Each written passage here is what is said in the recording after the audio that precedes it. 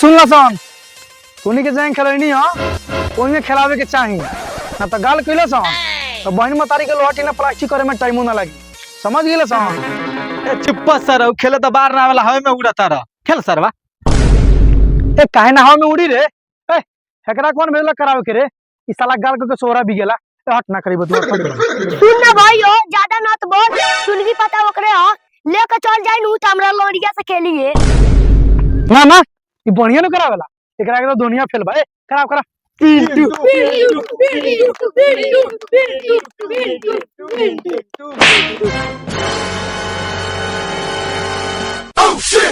पिंटू पिंटू पिंटू हमार लाड़ पिंटू का समाचार पार्टनर कोत लिया हवा में उड़े के उड़ा देनी हवा में लाड़ के दक्षिण चल गईली। चुप्पा सर गलती से फेंका गेल तो मार के हीरो बुझा तरह का अब ना मार के दिखा दो फेंक पार्टनर फेंक चुनगी फेंक। ए तयाव ना अब की के मराई में गाड़ गाड़े रही पेट फूल के हड़ामा हो जाए। आवा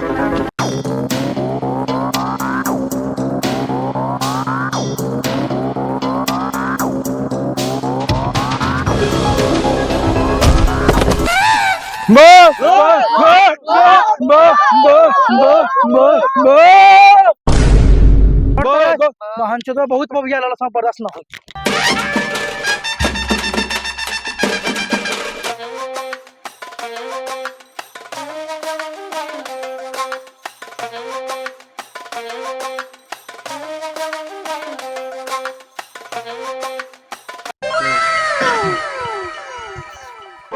बताओ तो बाबू एक बाप भाई कितना घोड़ पड़ास के चोदल बा कि अभी लेके बाय लेके ना आई हैं। ए नाती तू कौन निमन बाड़ा ए जब अपना बहिनिया बांध लेके चल गई है देख ले घोड़ पड़ासिन करियो की ढेर बोलली नु त इहवे उठा उठा के पटके सारा भन बनाई निकल जाई तो रे सारवा में हर मऊगा का ना नोचन में हरा से लागल बाड़ी रे ओकर बाप भाई कटनी पिटनी में लागल बा तब न बांध लेके नहीं खियाई जो अपन काम करे जो का भजन भजन कर ले बड़ा काम ना धंधा पाटे के ठंडा फौजी चल लोग तैयार कर दो जाके बाल बाल पड़े चली बुआ जी चली।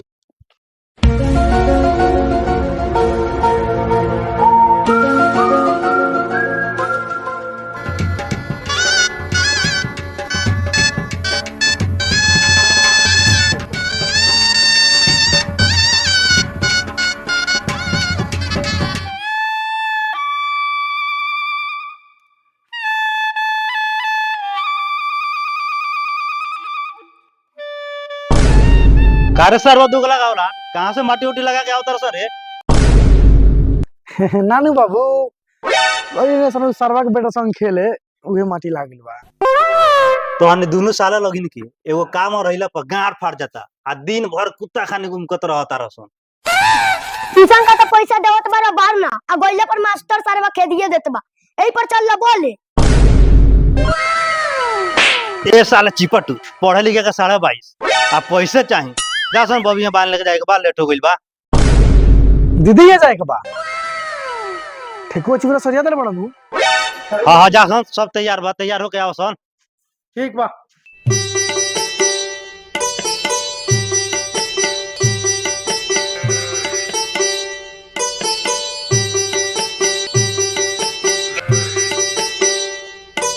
बाबू बता नहीं सो ठीक बा जा सन बढ़िया से जइया सन। ठीक बा बाबू बैठ रे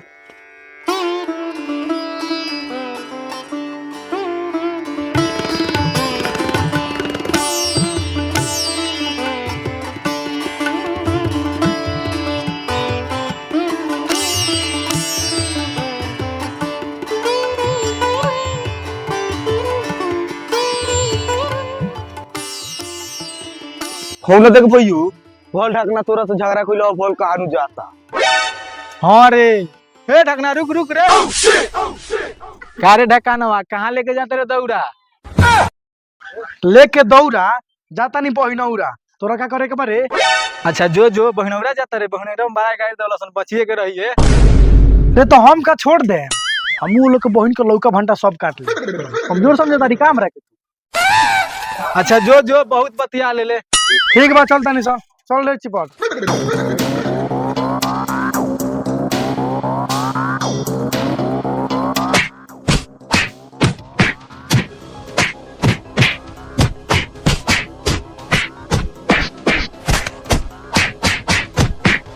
ए भैया लगन मत मारा लगन हो बेटी चोदौ लगन। जब तहनी के गांव के बेटी बहन छिनरी बा तो में हमर कौन गलती बा? ए साले चोरियो छिनारी करता रहा ढेर बटिया तो बड़ा मारो सब साला।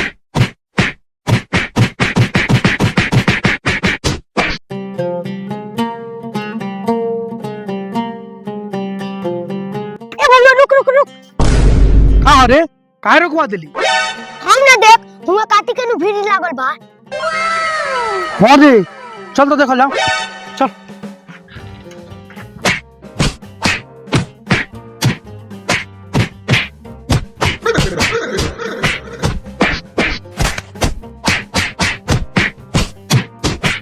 एक मिनट चलो। रे चिपटा तू तो जीजा जी को पटीदार बा रे। रे तो छोड़ा ना दे ना तो बड़े मार मर गए सन। ए भाई का भइलो हो काहे मारा तोर लगे? हमने सका झाट पूछ बड़ा पूछिए साला से का पिटा था। ए का भइलो हो काहे मारा तोर सन तारा के? भैया हो आए रनिया इनकरा से भेंट करे, अब के कोरम पकड़ के रामायण सुनावत रनिया, तिलई सार लोग महाभारत चालू कर देला हलो। अरे सारवा बड़ा छीनार बा रे। ए चिपटा चल अपनी के लेट होता। ए मारा लगी धुआं लगी सरऊ के बैठ।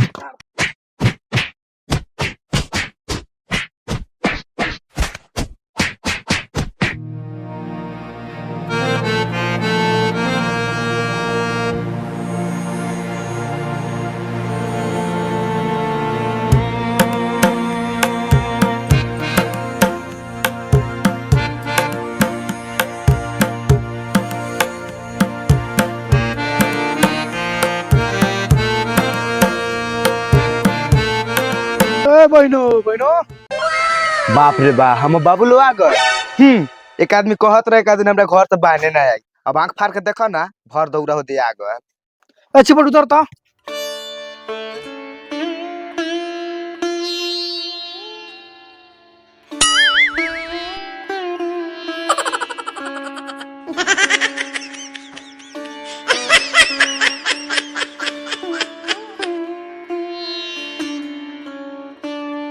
खुश रहा बाबू खुश रहा।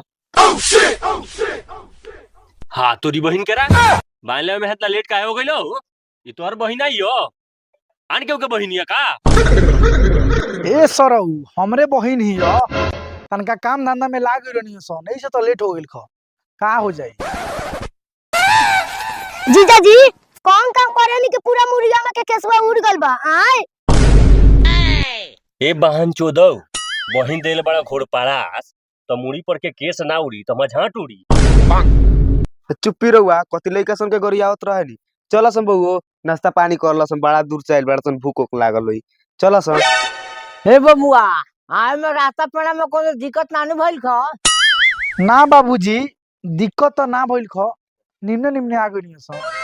बबुआ और सब बताओ यारिन ठीक बाड़ी नु? हाथ तोरी बहन के रे बुढ़वा बड़ा छिनार बारे। का बात बा बड़ा यारनी के बारे में पूछो तानी आए। ना यारिन से तनका अलगे नाता रिश्ता बा वही से पूछ लेनी तनका। अच्छा उ सब तो हम समझते बानी। ए बहिनो घर में चलबे कि खाली खोड़िएबे करबे नी भूख लागल बा। ए तो भूख लागल बता लड़ भर बार आइल बड़ो जाना लगिन खाए। ए लेना जो खियाओ। चलो जो। सन बउओ चलो।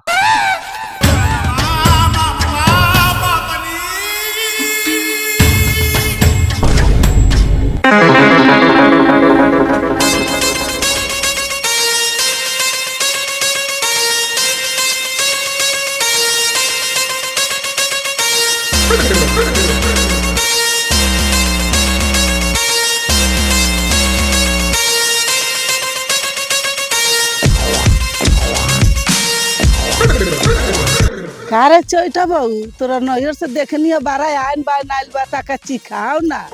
ना एक एक कही चाची लेके आइल बड़ा सन हमर दोनों भईवा बान। यही बान खातिर एक आदमी के पेट फूलत रहल ह। हाँ तो यही तरह बोल ओ दिन तो छोड़ देनी आज साचो के लगम उठा उठा पट के। ए जीजा सरऊ तनका औकाते में बोलो ना तो मुंह में लाड़ धास दे बुझाई ठेकुआ खाता रहो। हाँ रे ठीक है तारी भइयो जब ये अपनी के सामने सरवा गरियावत बा तो पाते में दीदी को मारतो होई। ए साला चोइचा सब घर में मेहमान लो आइल बा त का बक आइल बाड़ी चुपचाप रहब कि ना। ए चोइटा बहू तोरा घर ओहनी है आइन बाइन के तो तोनी अपने में झगड़ा करता से देबो से कि जाई। रुकी ना के कोई चाची लेके हम आवत तनी।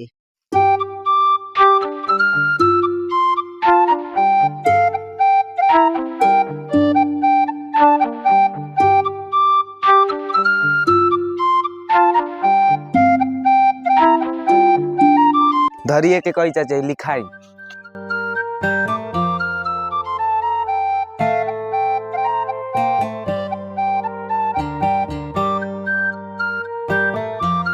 अब जाता नहीं है चोइट बहू यही बाइन ला हमरा के ये बेले बैठौल रहली हो जाता नहीं अब।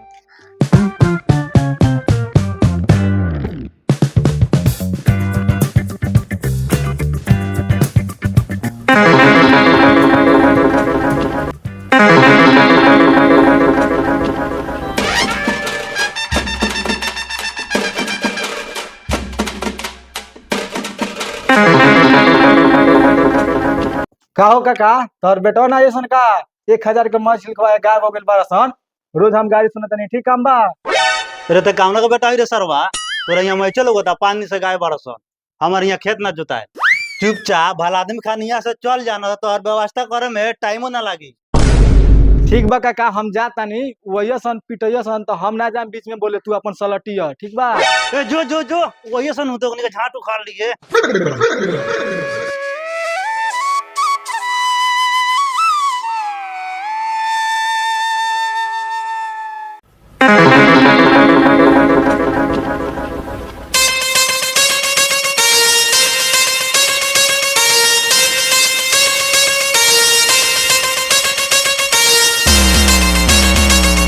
ए गुलाब बबुआ तार मौगी कहाँ बिया हो। का हो भौजी कह ना कोनो काम हम बा का। दाल पीठी के माई नहीं की का दाल पीठी के माई। कौन है बड़की माई कथी कह तारी माई आई तो कह देम हम। ए बाबू तोनी के घर बाइन नहीं खेल का। रे बड़की माई कैसन बाइन के बात करता रही हमनी घरे कोनो बाइन वाइन नहीं खेया। का हो क्या कई भौजी लइका उइका ना लौके लसन हर जगह मजाके करत रहे लोग। अरे बाप रे मजाक थोड़े करता नी उहे तारा पोटदार के घर बाइन आइल बा तारा के ना दल सका। आय बड़ा गद्दार पटदार बड़ा सन बहन चोदवा रे दल पिटिया चल तो पूछल जाओ। चला तो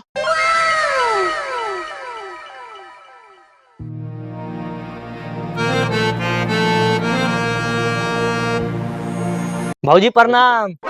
का हो चैता भाई सुनिए तारा मौगी के भाई तोर दुलरुआ सार आइल बारस सरौलो के खाली घरे में घुसेले रहब कि बाहर निकलब आय।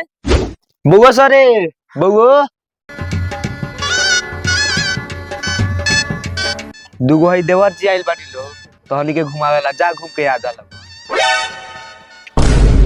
हाथ तरी बहन के अरे तोने हुआ सन चलो सन साला 5 दिन से आइल बानी हमरो मन करता घूमे के मन उब गेल बा घर में।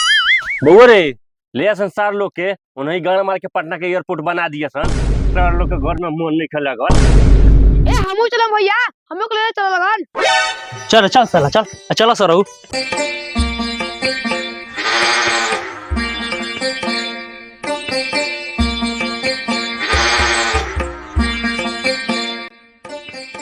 अरे बहन चोदवा छोटका सरवा कब भइल रे। रुक तो भैया सुने ना सारा ऊ गरिया देलो तो गरिया देलो एकरा बाद गरी अइलो नु तो मुंह में लार धास देम। ए त गांव माला सार लगबो त दुगो गाड़ी बर्दाश्त ना करबो। ए साला लागन लाल लेके परेशान कइले बा लगन। सुना ना सरौ लगिन एकरा के लइका कहता लगी अभी अपना बहन से बियाह करा के देखा न लगिन एक सरौ लइका ना पैदा कर देलक तो कहियो लगन हक्का ना सर एक सर ना लान सर चल घूमे सरवा। हटाओ सरवा हटाओ गाल काटी दो तारो हमर लान ना तो बड़ी मजा आई ई गांव में सब सरवा मौगा बारसन। चल भैया घरे ए लार दिमाग खराब कइले बड़ा लगी सर बहन चोद तोनी के संग हम नहीं जाम सन तो चल घरे आ सुन ल लगिन एकरा बात जी लागले एकरा से मुंह में मुंह दम सन धके। चुपचाप अपना घरे चल जाइए लगन गांव में जो लौटला लगन तो पता के गान मार लेम सन था होना लगी थक सर वजह सन। अच्छा सरऊ हमनियो का तो गांव में कब आइबा लोगन हमनियो पता के गारे ले लेम सन।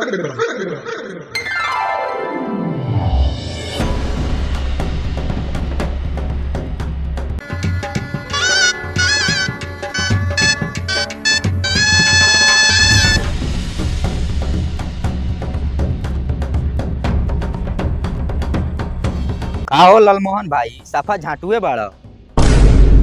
रे का बोल सरे काहे अंगई बोलता है? बोले के कहता रह मन तो करता अपना लड़का से तारा मुंह में मुतवा दी। ए काहे अंगई बोलता है झाटू कारण कानी? कुछ बताई बे का भइल बा? का हो गुलाब चाचा काहे ये बतिया तारो कायदे से बतिया फायदा में रहबो। ए बाइन पचाव ना दुनु बापे बेटा कथी बतिया तरह सर रे। अच्छा तो ही बांध खातिर आइल बालो बांध के ना झाट निकाल लग। अपना बेरी तोर बूढ़ी आवे तो टांग पसार के बाइन मांगे उ दिन भोर पर आगल बाइन पचावना आ। ये त इतना तरना के काहे बतिया तारो कुछ चाहता रे का। रे तू कौन कम बतिया तरी रे बाइन पचावना आय। कत्ती के बाइन पचावना हो कत्ती के बाइन पचावना अपना बेरी बुढ़िया लिया के देवे ले ए तोनी बापे बेटा आइल बड़ा लगन बाइन मांगे आए। ए पदनी करिया की तोरा से पूछेगा नहीं अरे जइलिया बोले आय। हाय बाप हमरा घोड़ परासिन को यक्की मेहरारू के गोरिया देले बा अब ना छोड़े।